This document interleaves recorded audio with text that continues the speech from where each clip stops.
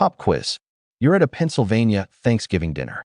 On the table, turkey, gravy, cranberry sauce, green beans. All familiar. Then there's this. It looks kind of like stuffing, kind of like mashed potatoes. But it's neither. And it's not optional. Ask someone from Pennsylvania what it is. They'll look at you like you have three heads. It's potato filling. Obviously. Ask anyone else in America, they've never heard of it. This dish exists in a geographic bubble. Drive 2 hours outside Pennsylvania, and it completely disappears.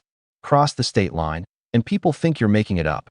But in PA Dutch country, potato filling has been on Thanksgiving tables for over 200 years. Families guard their recipes. Arguments break out over wet versus dry. It's serious business. Today, we're uncovering Pennsylvania Dutch potato filling. What it is, where it came from, why Pennsylvanians are so obsessed with it, and how you can make the real deal at home. Because this isn't just a recipe. It's a preserved piece of American immigrant culture that somehow stayed local for 2 centuries. Let's figure out why. So what exactly is potato filling? The name doesn't help much. At its most basic, it's mashed potatoes combined with bread cubes, sautéed celery and onions, and seasonings, then baked until the top gets golden and slightly crispy. Think of it as stuffing's potato-based cousin, or mashed potatoes that grew up and got more interesting. It occupies this unique space between side dishes. The texture is key. It's not uniform. You get creamy potato binding everything together, but then you hit these soft bread cubes that have absorbed all the flavors. Then there's the crunch of celery, the savory depth from onions. When it's baked, the top gets this gorgeous golden brown crust. The edges get almost crispy. The inside stays creamy and rich. It's served as a side dish, but it's substantial enough to be memorable. In Pennsylvania Dutch households, you don't just have it alongside the turkey. It practically competes with the turkey for attention. And just like any regional specialty, everyone's grandmother makes it slightly differently, which leads to passionate opinions about the right way. To understand potato filling, you need to understand the Pennsylvania Dutch. And despite the name, they're not from the Netherlands. They're German. Specifically, German-speaking immigrants from the Palatinate region who settled in southeastern Pennsylvania starting in the early 1700s. Dutch is actually a corruption of Deutsch, German. These were primarily Amish, Mennonite, and Lutheran families. They were farmers, practical people who valued thrift, hard work, and making the most of what you had. Their cuisine reflected this. Hearty, filling, waste-nothing cooking. Lots of pork, potatoes, cabbage, and preserved foods. Nothing fancy, but deeply satisfying. Potato filling fits perfectly into this culinary tradition. It uses staples that store well, potatoes and bread. It stretches ingredients. It feeds a crowd.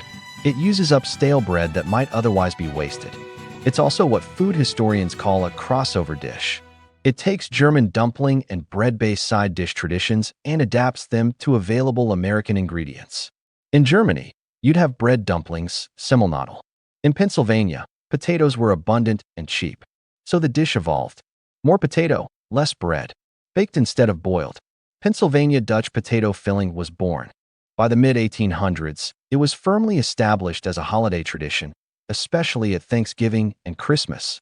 And it stayed remarkably local. Today, you'll find it at every church supper, funeral luncheon, and holiday meal in PA Dutch country.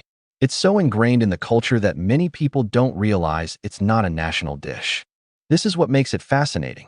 In an age of homogenized American food culture, potato filling remains stubbornly, proudly local. So how do you make authentic Pennsylvania Dutch potato filling? Let's start with the traditional recipe. First, potatoes. You want russets, starchy potatoes that mash well. About 5 pounds for a standard recipe that feeds 10 to 12 people. Boil them until tender. Mash them, but don't overmix. You want them smooth, but not gluey. A few small lumps are actually good. This isn't supposed to be baby food. While the potatoes cook, sauté your aromatics. A whole lot of celery, like a full head, diced. 2 large onions, diced. Butter, not oil. This is Pennsylvania Dutch cooking. We don't skimp on butter. Cook until soft and translucent, but not browned. We want the flavor without any caramelization. Now the bread. Traditional recipes use plain white bread, nothing fancy. Tear it into rough chunks. About half a loaf for 5 pounds of potatoes. Here's where opinions start to diverge. Some families use fresh bread. Some swear by day-old, or even stale bread. The stale bread camp argues it absorbs liquid better without getting mushy. Combine everything in a huge bowl. Mashed potatoes, sautéed vegetables with all that butter, bread chunks. Then eggs, usually 3 or 4 to help bind everything. Milk to adjust consistency. Season with salt, plenty of black pepper, and fresh parsley. Some families add a pinch of poultry seasoning. Some consider this heresy. Mix it all together. The consistency should be thick enough to hold its shape on a spoon, but loose enough to spread easily. Spread it into a buttered casserole dish. Some people dip the top with more butter because, again, Pennsylvania Dutch. Bake at 350 degrees Fahrenheit until the top is golden brown and slightly crispy. About 45 minutes to an hour. That's the foundation. But this is where it gets interesting, because no two families make it exactly the same way. Ask 5 Pennsylvania Dutch families for their potato filling recipe. You'll get 5 different answers. And strong opinions. The biggest debate, wet versus dry. Some families make theirs creamy and cohesive, where the potato completely dominates and the bread melts in. Others make it looser and breadier, where you can clearly see and taste distinct bread pieces. This isn't a friendly difference of opinion. This is Thanksgiving table argument material. The wet camp says their version is traditional, rich, and luxurious. It should be almost pudding-like. The dry camp says theirs is authentic, and if you can't see the bread, you've made mashed potatoes with ideas above its station. Then there are the ingredient variations. Some families use chicken broth instead of milk for a more savory flavor. Some add cooked sausage, making it even heartier and turning it into almost a main dish. Some go heavy on herbs, sage, thyme, rosemary, making it taste more like stuffing. Modern variations include sweet potato versions, though purists would argue that's not potato filling anymore. With dietary restrictions becoming more common, there are now gluten-free versions using gluten-free bread. The Pennsylvania Dutch grandmothers are adjusting. Here's what's beautiful about this. Every family's recipe has evolved over generations. Someone's grandmother added more celery. Someone's great-aunt started using brown butter. These aren't corruptions, they're living tradition. The recipe that matters most is the one that got passed to you. Usually without measurements, usually learned by watching and helping. Ready to make your own? Here's a practical, detailed walkthrough. Start with 5 pounds of russet potatoes. Peel and quarter them. Get them boiling in salted water. This takes about 20 to 25 minutes. While they cook, prep your vegetables. 1 entire head of celery, diced small. This seems like a lot of celery. It is. That's correct. 2 large onions, also diced small. You want the celery and onion pieces roughly the same size, so they cook evenly. Melt half a stick of butter, that's 4 tablespoons, in a large skillet. Add your celery and onions. Cook over medium heat, stirring occasionally, for about 10 to 12 minutes. You want them completely soft but not browned. Check your potatoes. Fork tender? Drain them and let them steam dry for a minute. Mash them right in the pot. Don't overmix. We want creamy but not gummy.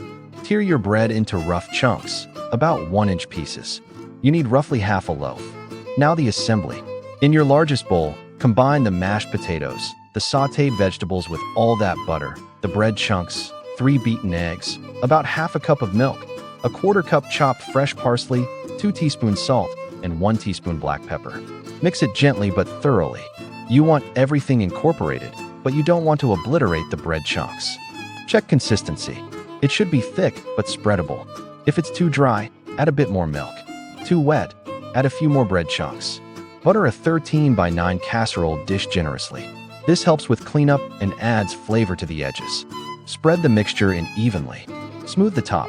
Some people make decorative swirls. Some dot the top with additional butter. Bake at 350 degrees Fahrenheit for 45 minutes to an hour.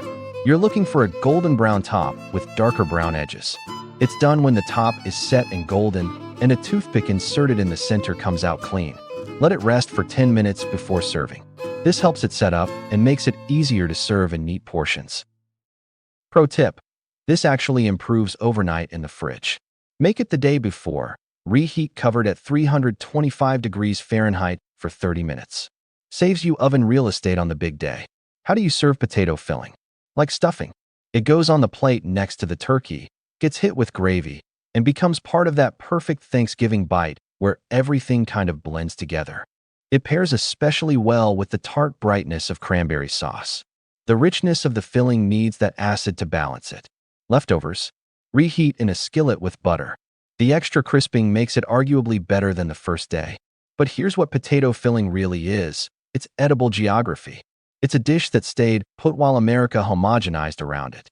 It's proof that even in our connected world, regional food traditions can survive if people care enough to keep making them. If you're not from Pennsylvania and you've never had this, you're in for something special. It's familiar enough to feel comfortable.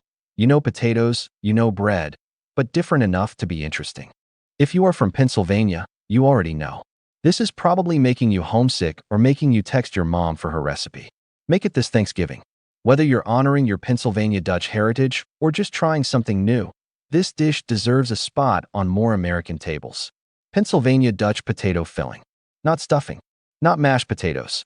Something better than both. If you enjoyed this deep dive into regional American food, subscribe. We've got more potato content and more obscure culinary traditions to uncover. Until next time, respect your regional traditions. And if you're lucky enough to have potato filling on your table, appreciate it. Not everyone gets to be that fortunate.